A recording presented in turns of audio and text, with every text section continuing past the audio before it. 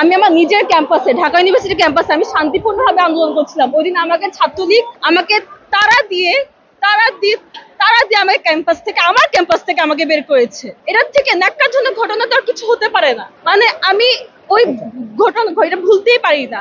মানে আমি আমার ক্যাম্পাসে স্বাধীনভাবে বিচরণ করতে পারছি না কেন? এই অধিকারটা কেন আমার থেকে হরণ করা হবে? এই জন্য আমি চাই সব রকম যাতে আমি আমার নিজের এই স্বাধীন দেশে, যেখানে সেটা মুক্ত বিহঙ্গের মতো যাতে আমি উড়ে উড়ে বেড়াতে পারি।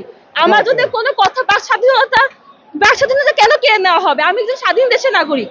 আমি জাস্ট চাই সবার সমভাবে অধিকার পাক, কোনো বৈষম্য না থাকুক।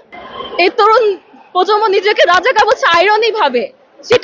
এটা হচ্ছে জেনজিরা এখন আমরা জেনজিরা নিজেদেরকে আইরনিক ভাবে আমরা অনেক কিছু বলি, যেটা বুমাররা ইজিলি বুঝতে পারে না। তো এটা হলে উনি আমাদের যে রাজাকার বলছে, এটা আমাদের প্রতিবাদ হিসেবে বলেছে। আমাদের কেন রাজাকার বলে অধিকার তো কারণ নাই আমাদের। এটা একটা গালি। এই শব্দটা কেন আমাদেরকে বলবে? জেনজিরাদের রাগে, ঘেন্নায়, অভিমান থেকে এটা বলেছে। আমি মনে করি এখন এতজনের রক্ত বয়ে যাওয়ার পরে সংলাপে ফেরার রাস্তা নেই। ধন্যবাদ।